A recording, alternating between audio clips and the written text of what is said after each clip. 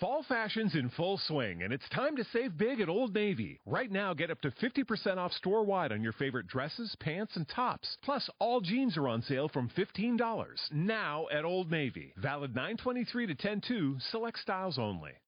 Blog Talk Radio.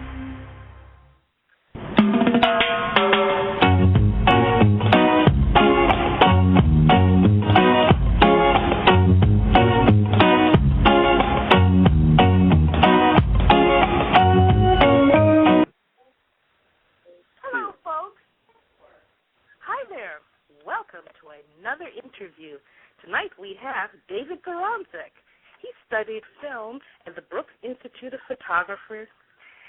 His first production experience was at age 19 on a Francis Ford Coppola's Garden of Stone. In 2001, Garonzik screened Perry Hensel's The Harder They Come.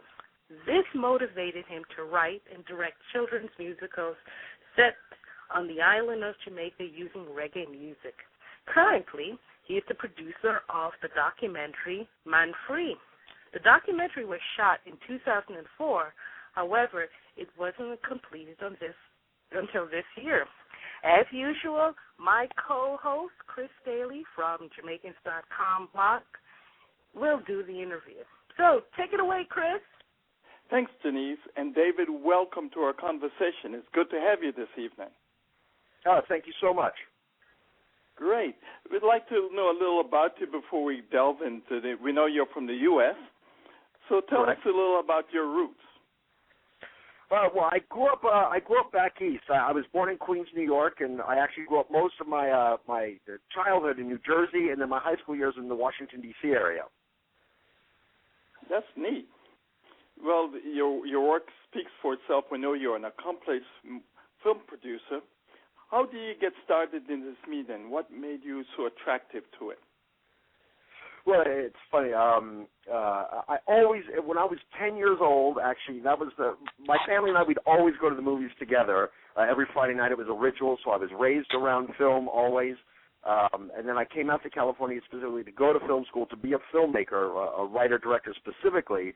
But during the progress, while working on my own projects, because they take so long, I would have a lot of friends that would write scripts and wouldn't have the motivation or the courage or whatever they needed to get the film done, and I just had a way of sort of recruiting personalities, and you know, if I found a voice in the script, I could inspire them to, okay, let's make this film, this would work. And so that's really, you know, how my roots got into producing. But I always saw it as part of the whole filmmaking process. That's pretty neat. He said that your association with Jamaica and Jamaica's film came around your screening of The Harder They Come. It was a pivotal moment for you. What elements of that film really grabbed your heart? You know, I was at Miramax at the time. I came on board with Miramax Films during its heyday. I came in a month before Shakespeare in Love won Best Picture, and then I was there right towards the Disney split. And it was a company of all young people, and we were all trying to make our own projects, and the company was very supportive of everybody making their own projects. And I would go in the screening room, they had a private screening room, and to get an idea for what kind of a project to do, I would buy a biography of a filmmaker, watch their whole filmography, and look for an idea. And one of the films that I'd never seen, I'd always recognized the poster work, was The Harder They Come. So one day I was just, I'm going to try this film out, and it just flipped me out. It was the first third world film I had seen, and it had to deal more with, I was so used to story, you know, and this was the first time it was style over story. I felt like, oh, okay, that style is just as important as story, and that's really what The Harder They Come did for me. Okay, the style of it. What do you mean by the style? The setting or the... Not so much the set, you know, sure, you know, I mean, as an outsider, coming from the U.S., you know, sure, I was attracted to, you know, sort of the idea of the shanty community and the struggles of the poor and the suffering and, you know, and just that. But it was more the filmic style, meaning that, you know, with the bare minimum of what Perry Hensel had available to him to make the film, you know, you could get away with a lot more, maybe a bad edit or bad color or something mismatched, or the dialogue, you know, didn't work. In a U.S. film, in a big film, you can't get away with things like that. But for some reason, with the Harder They Come, all of a sudden it had the suspension of disbelief that, okay, I accept it. It's fine. It works in the context. And also, I always knew of Bob Marley, but I never really had any association with reggae music. So that also introduced me to reggae music later in life. Oh, this is neat. So there must be some story how you got to meet with Perry. Oh, how I went to meet with Perry was I'd always made a point to go out and try and meet the filmmakers that I always loved. Okay. So, and Perry was one of them, and I had come up with this idea after seeing The Harder They Come to write this Jamaican musical. I wanted to do a kids film. I noticed all the Jamaican films were always gangster related. They were always either Robin Hood or gangster related, and I always, I was about to have a daughter on the way, and I wanted to do a kids musical set on the island of Jamaica. And in the process of my research, went to Jamaica and then had the opportunity to meet Perry. I basically searched him down, and he was more than happy to bring me into his home and allow us to interview him.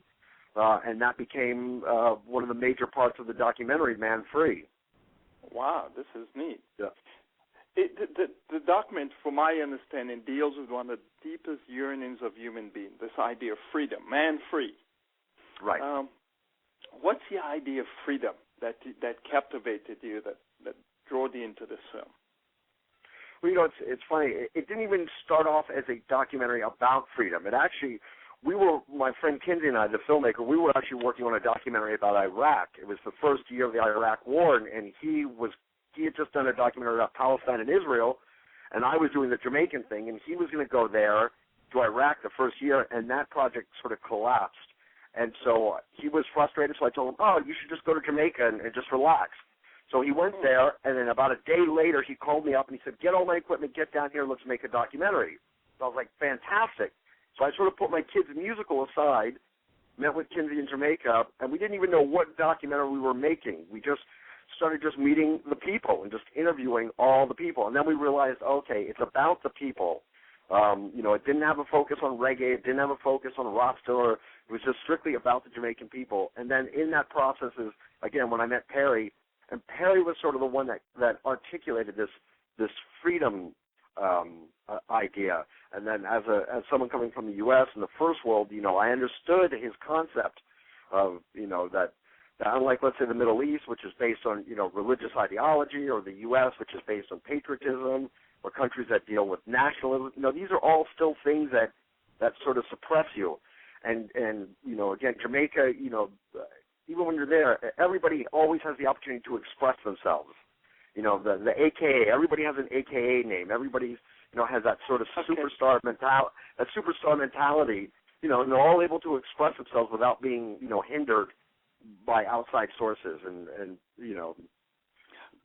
that I really appreciated. One of the key elements I saw from watching your trailer of the film is this idea of community formation, and freedom is not as individual as it is in the most Western culture or with our economic lead, but one of community formation and expressing yourself in a wider community and supporting a wider community. Right. Is that one of your sentiments that you guys captured there? I do, and again, and I think it has to, for me, the community has to do with the sense of home. This is sort of what I noticed has been like a theme as I've gotten older, like when I worked on Perry's No Place Like Home, and then when we were doing this documentary after Perry died, we realized, it's the same concept. It's the concept of home, and home is really, I think, sort of where your freedom comes from. That's your roots. That gives you a sense of purpose and place, and the community is a part of that. There's a scene in the documentary when there's at a wake, a young woman, her mother just passes, and she talks about how everybody in the community loved her mother, and everybody in the community when she died came to bring breadfruit and vegetables and I think that's where the community idea and the home sense comes from. Okay, that's neat. Jamaica's motto is out of many one people. There's such a rich diversity of people.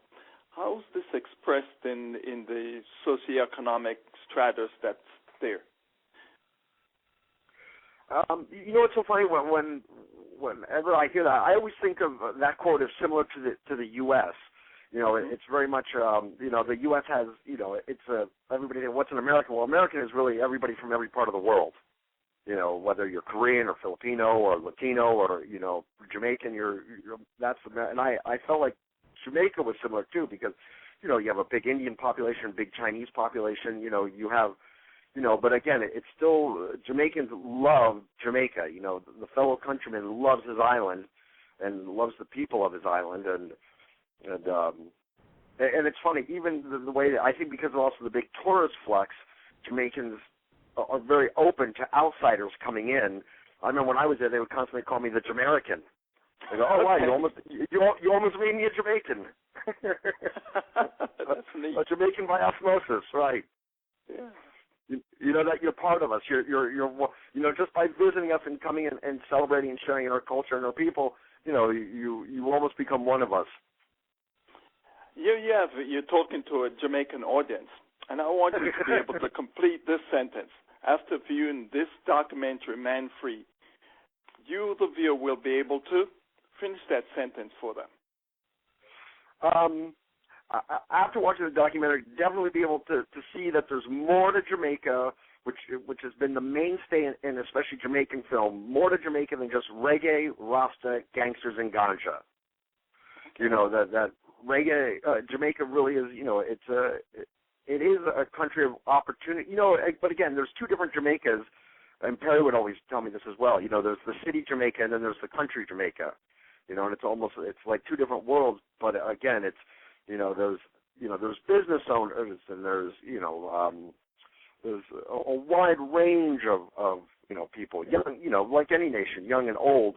But for some reason, everybody always has this fixation, especially young Jamaican filmmakers, to only either do it about reggae, Rasta, ganja, or gangsters. And so, there's definitely more to Jamaica than that. So you're given an outsider view that broadens their perspective of what Jamaica is all about in a documentary film. Sure, absolutely. And especially from an outsider, kind of, I guess, like what's going on in Mexico now, people would say, oh, you've never been to Jamaica, I want to go. Well, isn't it dangerous? And there's only pockets, and it's usually always in the city. But, you step outside of Kingston or Spanish Town, the rest of the country's, you're dealing with its fellow countrymen, and it's an amazing culture. And so for some reason, the Jamaican films usually don't capture that full well-roundedness. It's always sort of niche specific. So this thing has been released. And so what has been the audience response to date? Well, so far, we had a rough cut several years back, right after Perry died, and we screened it in Jamaica, and again, it was rough, and then we took it back, we recut the film, rescored the whole film, and only now, the past couple, 2 months, have we really been pushing it and getting it out there, and last night it screened in New York at the Flatbush Film Festival. Tonight, actually, it's screening in Antigua. Next Friday, there's a special screening of the trailer in Miami at the Bayside Rock Show. And so far, it's been overwhelming. I mean, people really seem to respond to its positive image of Jamaica, which is what I think most people felt was missing in the sort of exported Jamaican film. Right.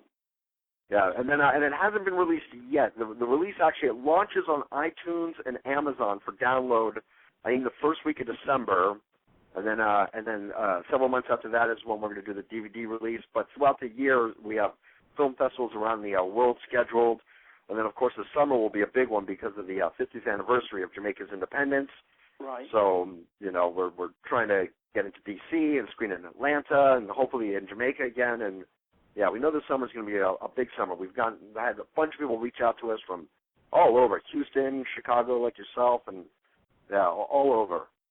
So you said right now in December, so it would make a great Christmas gift. It's going to be available on iTunes and Amazon in the first week of December? Correct. Okay, wonderful. So they should be looking for Man Free.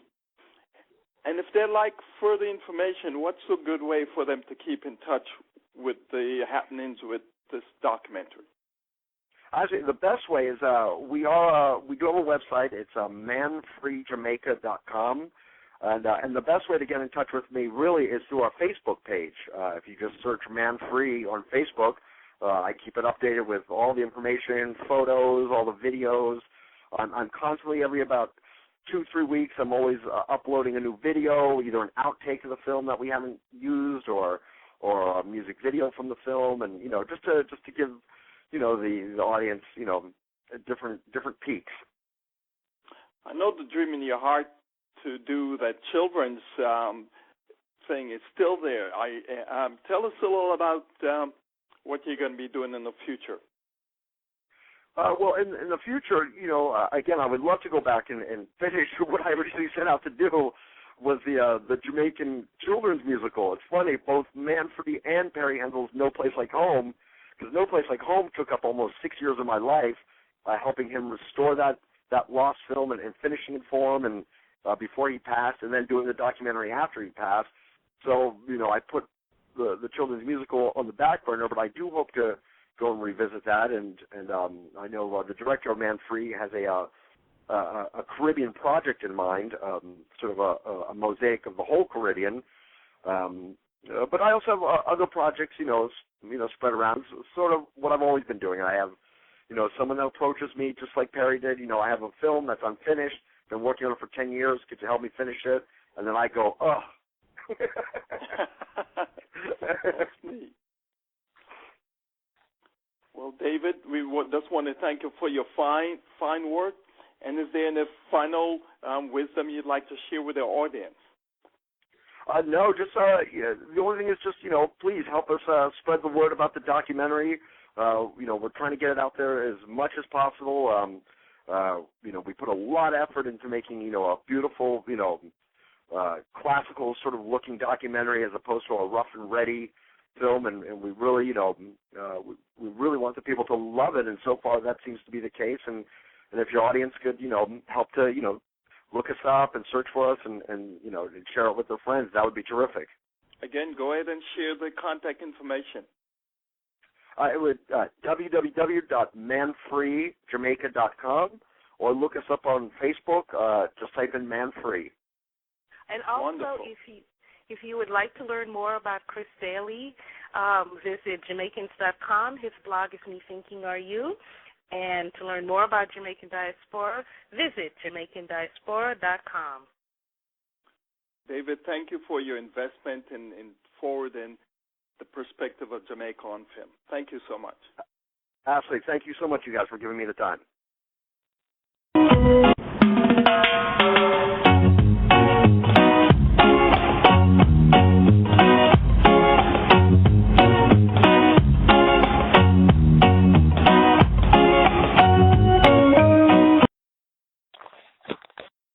If you like to run barefoot or bare naked or 100 miles up a mountain through the night like a crazy person, that's cool. Get weird with your workout, just not with your protein. Organic Fuel from Organic Valley has 26 grams of organic protein and 0 weird ingredients.